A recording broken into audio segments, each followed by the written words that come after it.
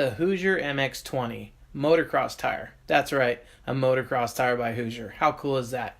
Anyways, guys, after a whole battery of testing after the day, we put this thing through multiple starts against the MX-33 from Dunlop, and we gotta say, this thing is a turning master.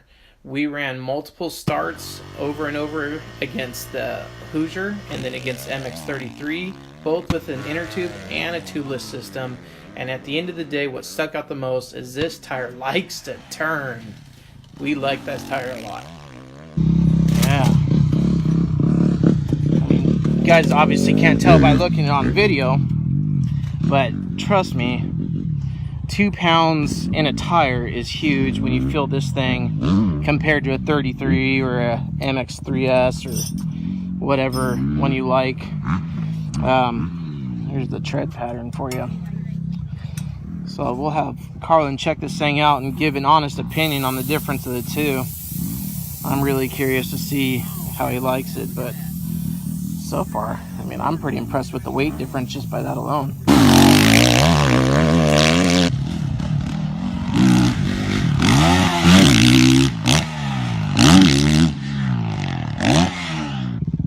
Right here, it almost grabbed a lot. The first time I came in, it had like side swap. I saw that. Because I came in, I kind of like checked up, and it wanted me to drive through it. So I had to give it more gas on the first two of them for it to drive through.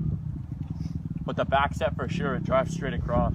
Bunch of traction, but it feels like when I dumped it on the Dunlop, you had to kind of control it yourself more. So like here, I dump it, it just kind of controls itself when it pulls out. That's got some flex to it. Yeah, the carcass is really soft, huh?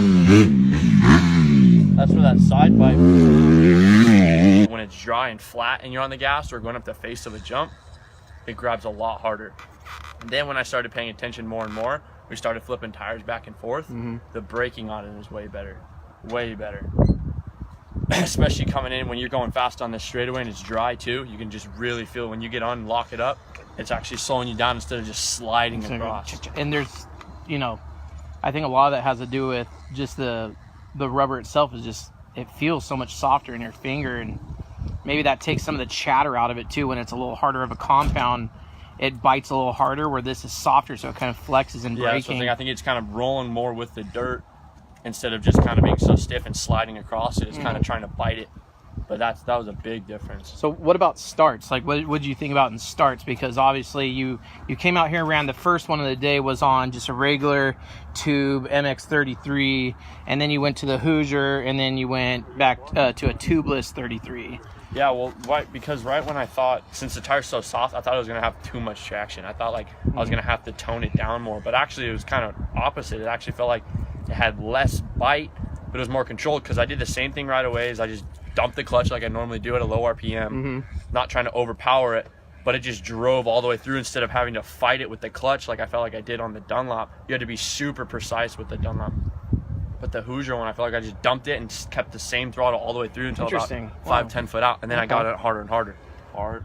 But this one, we did 5 or 6 good rips on the gate, and there's, I mean, no scarring or chunking, anything that, you know, after a night show at A1, for sure, you start to get little chunks taken out of the front biting edge, and then, you know, obviously too, you'll get knobs ripping right at the base on the side of the carcass and stuff like that. But, you know, not getting that yet, and it's probably attributed to how soft that carcass just is. I mean, just kind of guessing at this point. But you ran 13 psi in it?